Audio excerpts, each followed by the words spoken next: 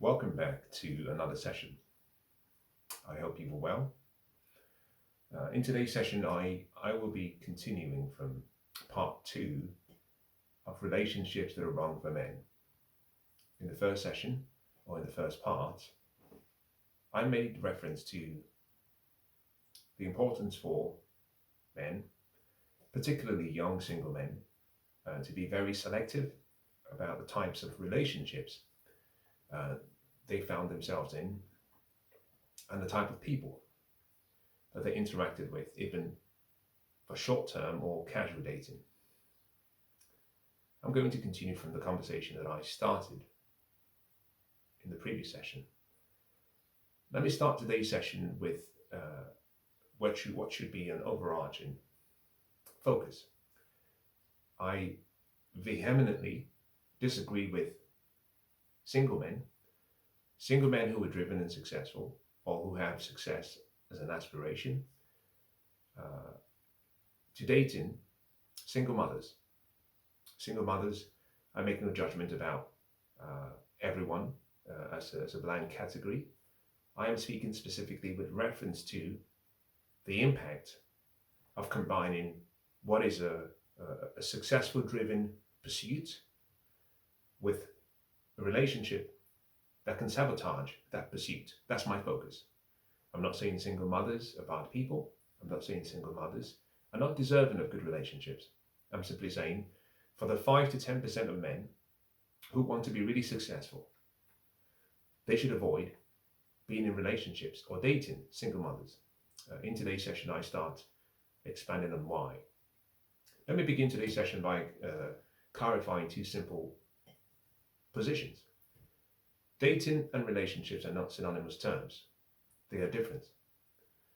For most people, we transition from dating to relationships, and depending on the life cycle of our life, we transition from relationships back to dating, either as a result of a divorce, separation, or a breakdown in a relationship. But when we start and we meet people, we start from simple positions. First is actually introduction.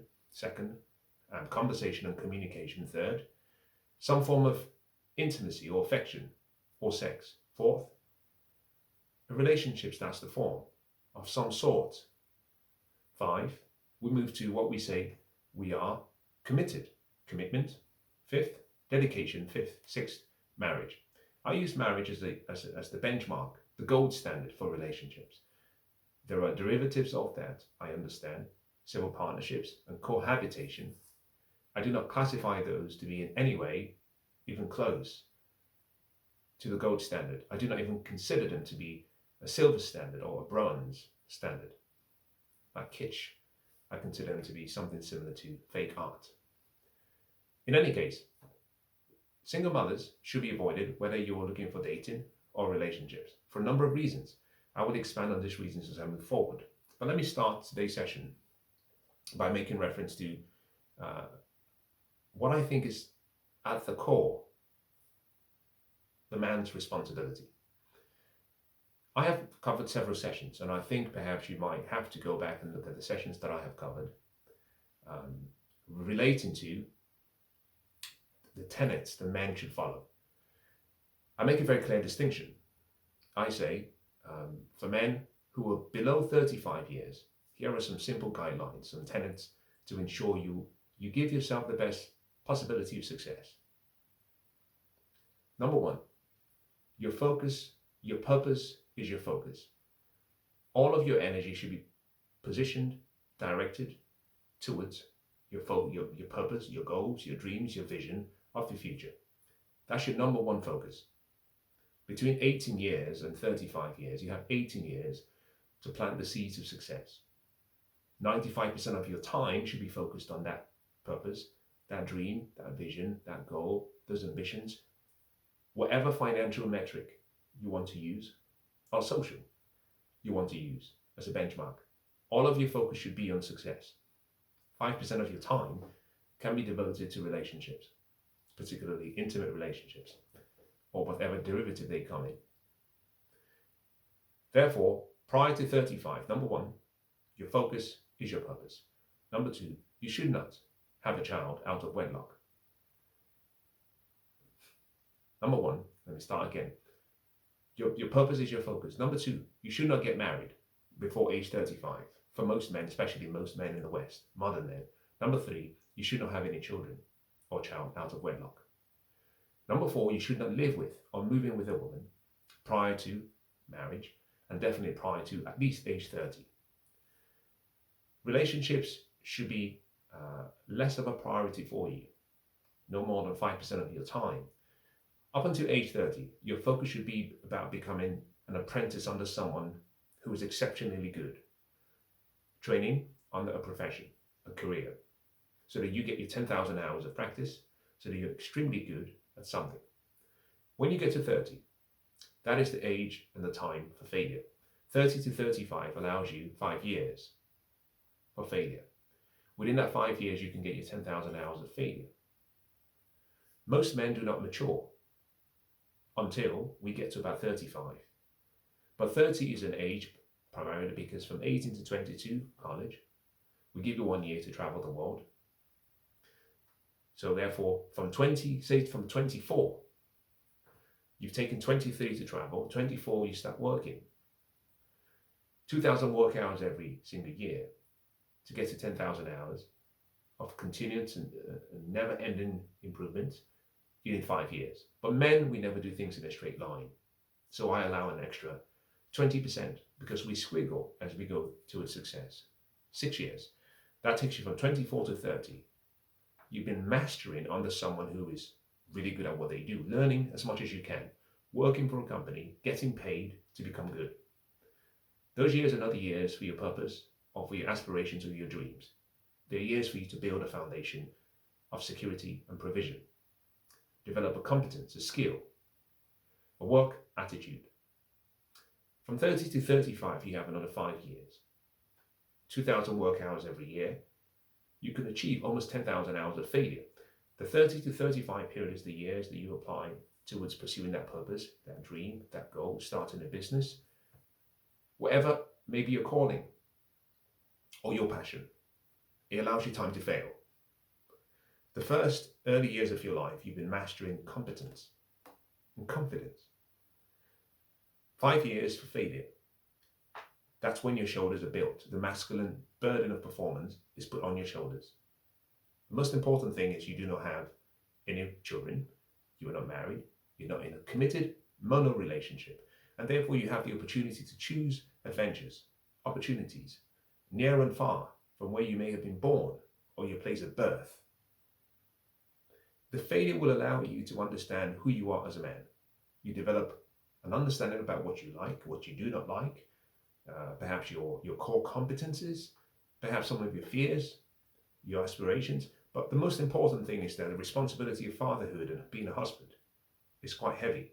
And if you've never failed, when that burden comes of fatherhood and husbandhood, you might take the path of least resistance, which is to become negligent in your responsibilities.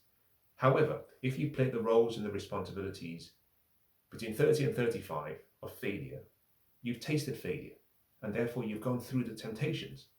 Every man is only as successful, whether in a relationship or otherwise, as and with regards to the temptations that he or she, particularly the man in this case, has overcome. Those are the tenets. You wait until 35. Now you can start dating someone seriously from about 30. But here are some additional rules. Number 6, if you start a relationship or you get married, you do not start a family yet within the first 3 to 5 years. Now this simply means there is nothing wrong with starting a relationship early, mid-30s, to give you 3 years to get to 35, so that you can live with the person long enough to know whether you want to be with the person forever. The in-love phase is about 2 years. After about 2 years, people tend to realize that they are in the wrong relationships. The mistake is we have children before the end of the 2-year period. Hence, waiting for at least 3 years of living together or being married before you start a family, just in case you want to annul the relationship. You can do so without any impact on the children. Those are the tenets. I move to the second part of today's session, which is the man's 5 Ps. The reason I gave you such strict guidelines is as follows. Your responsibility as a man, fundamentally, in a relationship, requires a number of things. I call them 5 P's. Provision, so purpose, most important. Providing a purpose, a vision and mission for the family. Provision comes from your abilities, your skills, your attitude, your competence, the wealth you've created. Protection comes in several ways. You can provide protection through provision, or you can provide protection through the ability to protect physically. Next, priesthood. You have to be the one who teaches the family. The mistake we make is we think that women are the teachers of the family, of the children. Very wrong. Women are the ones who transmit the vision the man provides in the family. Priesthood is only possible if you've lived. So a boy who is 20 starting to get a family or wanting to get married is still a boy. You cannot be a priest at that young age. You haven't lived. You haven't failed. You have no scars. You have no stories to draw from. Presence. At 35, if you've labored for 10 years, you've got your 10,000 hours, and you've worked from 24, for example, or earlier, up until 30, and then up until 35, you've had at least a decade of work experience. And therefore, you've found yourself in a position from a hierarchical place within a profession where you're competent. So you do not have to be working 60, 80, 90 hours in the workplace. You can afford to start scaling down so you are present, which is how you profess your love to your wife and the children. In the sessions I did previously, I made it very clear that as a young man, you should be working at least between 60 and 90 hours per week. You can only do that before a family starts. Your ability to provide a purpose requires maturity and manhood. All of these steps ensure that you get to a point where your manhood value is high enough and you've developed character. The two qualities that I use for judging men: a man's value, his character value, his manhood value. We then move forward into other things such as your husband value, intrinsic value, economic intrinsic value, sexual marketplace value, non-sexual marketplace value, gentleman's value, etc. At 35, here's the key part of the whole reason I have explained this. At 35, there's something called the balance of power. You've come into your own place as a man. Your masculinity is defined. You failed. You understand who you are as a man. Therefore, your manhood value is high enough for you to go into the marketplace and demand and command fair exchange. At 20, you're still a boy. You have potential. It's not been realized. At 35, you've realized some of your potential. And it simply means you can go into the marketplace and across the table from you, should there be a woman, you can say, well, in exchange for your beauty, your youth, your fertility, your chastity, your purity, I have resources, I have a purpose, I have the ability to provide and protect, I have the ability to profess my love with my presence, and I'll be a good priest. The reason we delay to 35 is so you're fully equipped for the responsibilities of being a father and being a husband in a relationship. The word husband comes from two words: house bond, the one who bounds the house together, who glues the house together. When there is a failure in a relationship or marriage, the man is responsible. Why? We are the foundation of the unit. At 35, you've had enough opportunities to strengthen the materials you've used to build your life. You're not fragile. Most importantly, this then ensures that you're not one of those men who are looking for partners. Instead, what you're looking for is a helpmeet, someone to support the vision. You are serving the purpose which comes with a vision and a mission, and you're looking for a partner in the sense of partnership to serve under you towards that vision or mission. But you're not looking for a 50-50 partner. You're looking for someone who will submit to you whilst you submit to the vision. There is a hierarchy. The vision or the purpose is at the top. You are at the bottom. Your helpmeet is behind you. All of you are working in service to the vision, the mission, and the purpose, the goal of the dream. 35 gives you the opportunity to be able to be the right leader, to command the respect needed, the admiration. Most young men, and the reason most relationships fail, is not because the partners do not love you, it's because they do not admire you, They do not honor you. They do not respect you. You do not get respect because respect has to be earned. You do not get honor because honor is recognizing the difference in someone or between two people. If you're 18, there's very little difference between two 18-year-olds if you exclude the physical attributes. Why? They have the same experience.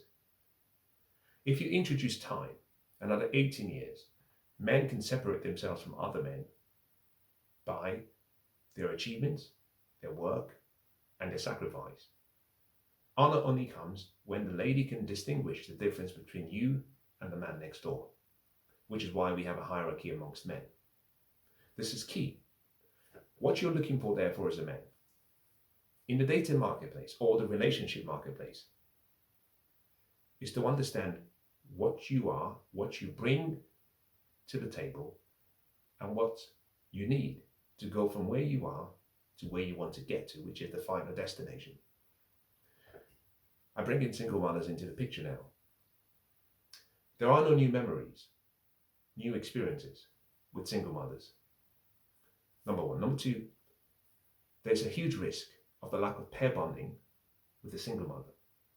The reason being that she's pair bonded with another man.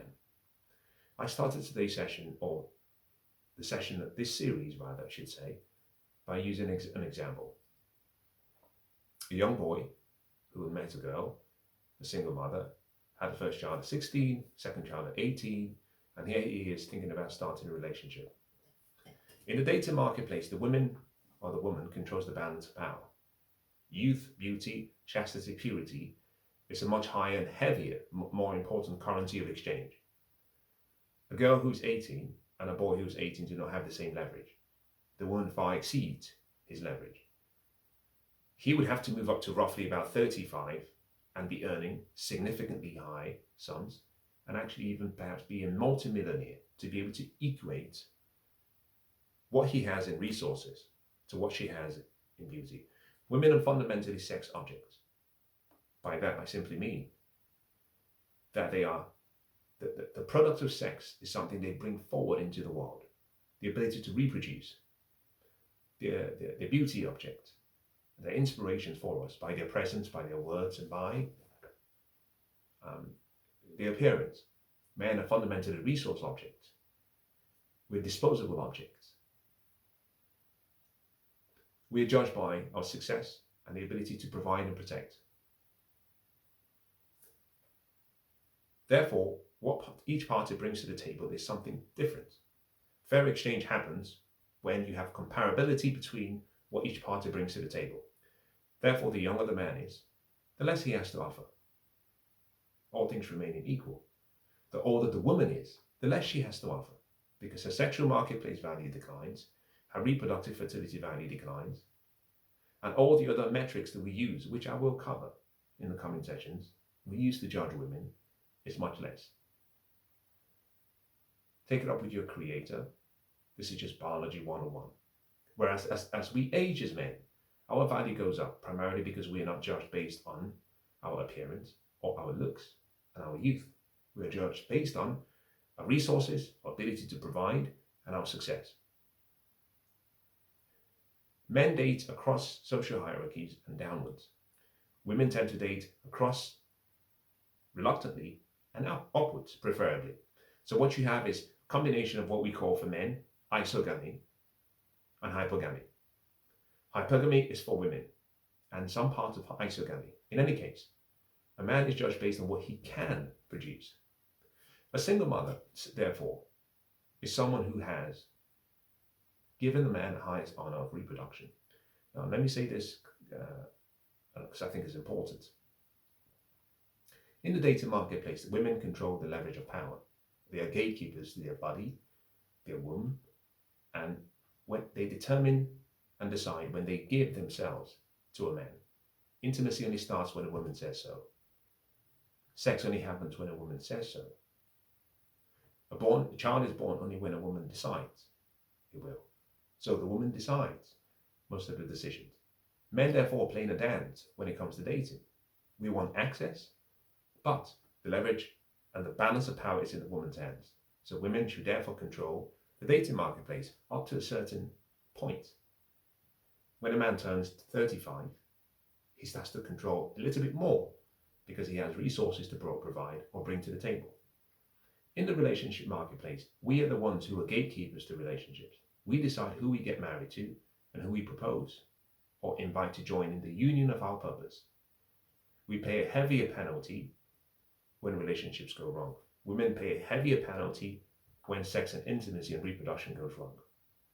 Therefore, a woman who has decided in the dating marketplace, not the relationship marketplace, but in the dating marketplace to reproduce for a man, one man and two men, and did not demand, and those men did not offer her in exchange the highest honor, which is to go on his knees and say, can you join me in holy matrimony? That woman is said to have lower standards because it simply means that she's bypassed more than 25 forms of birth control, if we include the new developments for 2023. Men only have one form of birth control, rubbers, and its effectiveness rate is much lower than 100%. It's the least effective. A woman who has a child has gone through the 25 and refused or failed with 25 barriers. And at the last minute, she had the opportunity to abort. The younger she is, the more abortion should be on the table, because effectively it ruins her entire life. So if she reproduces for a man, it means that there's been an experience she shared with another man's seed. If she does so with another man, not the same man, but a different man, it means she has very low standards. She hasn't shown sexual discipline, sexual discretion. She hasn't shown any maturity. She may have come from a bad family, not trained properly, or just a rebel. In any case, an industrious, hard-working, successful driven man should avoid such women. The younger the woman is, and the more youthful she is, when combined with being a baby mama, means that we judge her more harshly than we will a woman who's 35, who perhaps at 34 is still unmarried, but has decided that she wants to start a family because she's worried that her biological clock will stop at some point and she may not have the opportunity to reproduce. We judge harshly women who are younger, who've had multiple children but from multiple men, than we do women who are much older, who have one child from one man. In any case, the outcome is still the same. The reason I said you avoid single mothers is a simple one. Number one, assuming you've got to 35, you have a purpose. What you're looking for is a helpmeet. A single mother is looking for a helpmeet. As a matter of fact, single mothers are not looking to date or for relationships. They're looking for a two-part package deal. They're looking for a stepfather for their children, usually, and they're looking for someone to support them. I think men, especially successful men who pair bond with such women, always have regrets over the long term. More to come, more explanations to come. There are no new memories, therefore. For example, here's a few questions I ask some friends. Let's assume she's not your first, or you're not her first. It means that she's not a virgin at the point you meet her. In this modern world, no problem. Number two, she's lived with a man.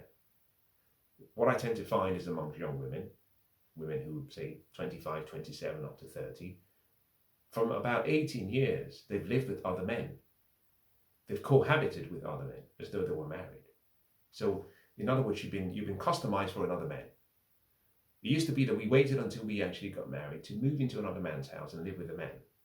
So from a physical perspective and an emotional and relational perspective, she's pair bonded with another man, therefore no new experience. At the point where she has a child, for the first experience, she's done so with another man, not yourself. She's done so with not just one man, but multiple men, which means she's looking for a sucker to come and fill the gaps. Now, generally speaking, when you get to about 35, assuming you've stuck to the golden standards of tenets, you've achieved some level of success.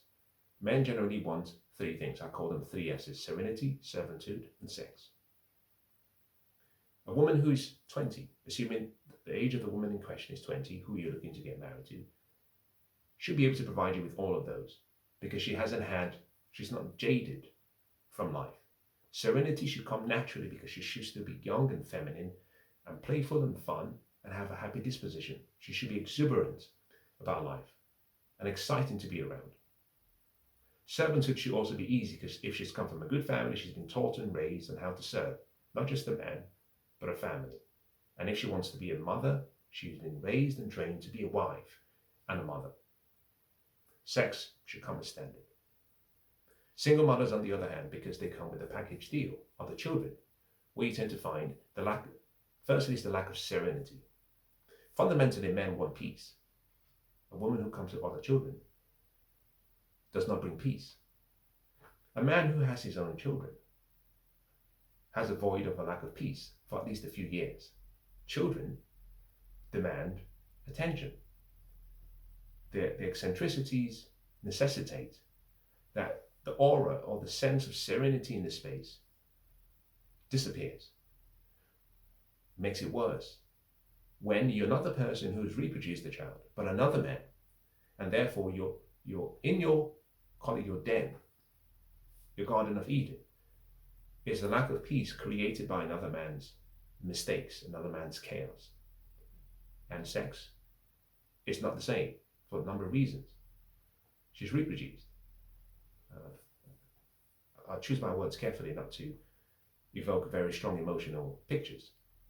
But a woman who has actually had a child is not the same from a biological perspective as a woman who hasn't had a child. It's just not the same. I hope you get the vivid picture in your mind without me having to say it.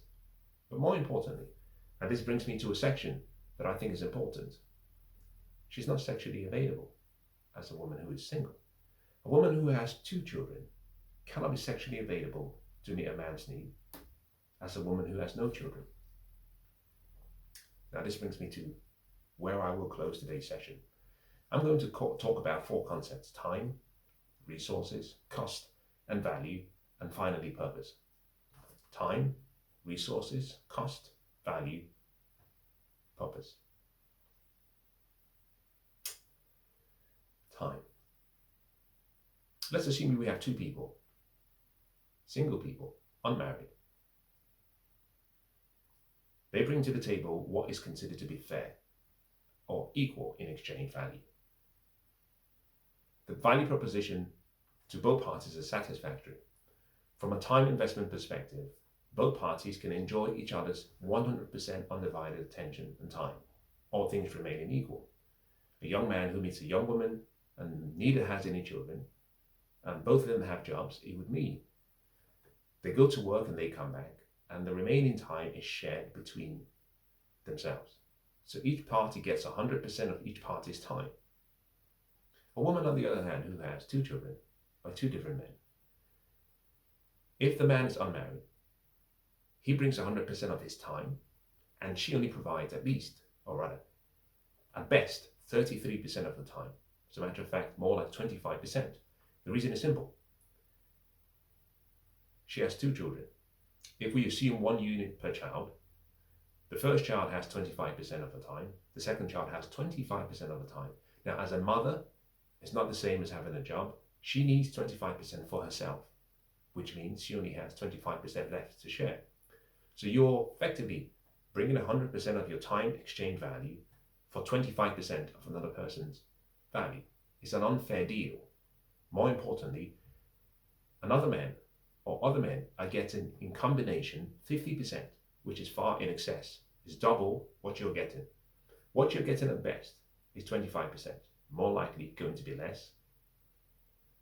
But other men, through their mistakes, get 50% and you get less than 25%. It's a bad deal. Now, the cost of dating a single mother or a woman with children is much higher than the cost of dating someone who does not have children. It's very simple. You have more mouths to feed, more responsibilities, more things to buy. You can't afford to live in a flat. A small flat in central London or around several parts of the suburbs of London. You have 2 extra kids or more. you need more space. You have one extra kid, you need more space. You need to have a different type of car. The accessories required for a child is far in excess as having no children.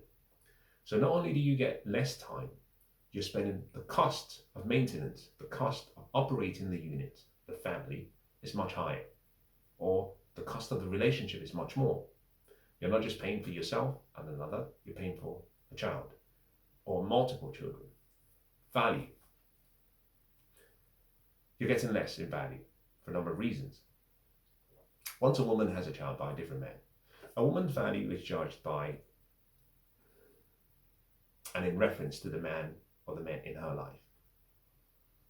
If the man is judged by other men and he has a high value, then ipso facto she has a high value because she pair bonds with him and they become one. But a woman who has had a child or more children from men who did not stay, or from people who we would call deadbeat fathers, indicates that she has very little value because effectively whatever value she had as an intrinsic person, she threw it away to men that were not deserving of her. So she lowers herself to the lowest common denominator. It simply means a woman who is a single mother in the sexual marketplace cannot have the same value with her childless self.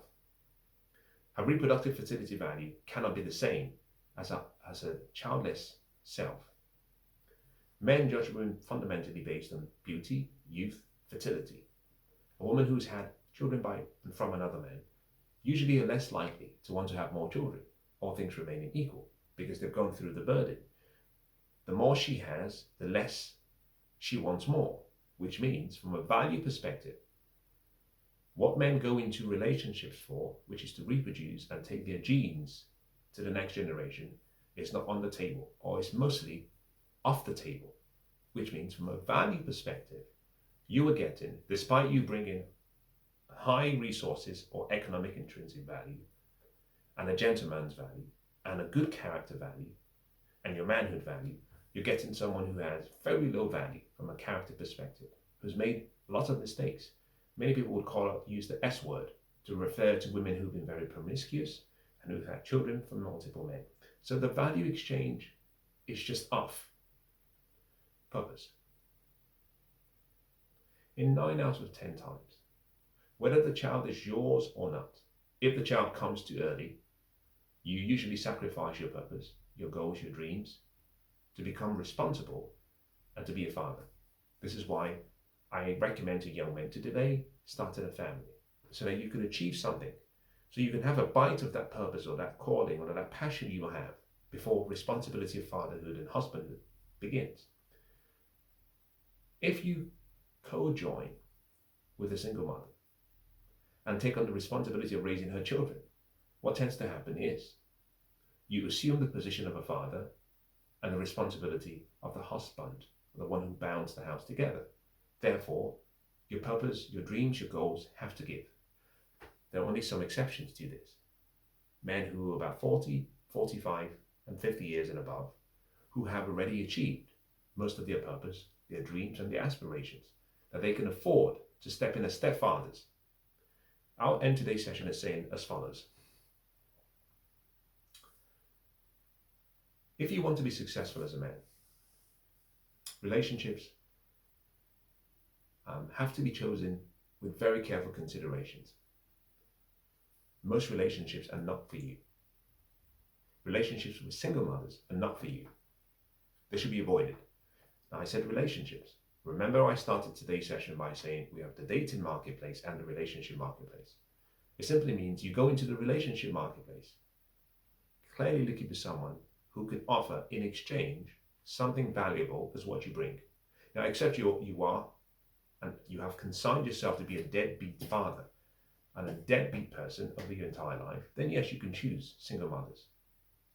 In the sessions to follow, I will go into more details about how it gets even more complicated from a financial perspective, from a legal perspective, from a social perspective, and even more.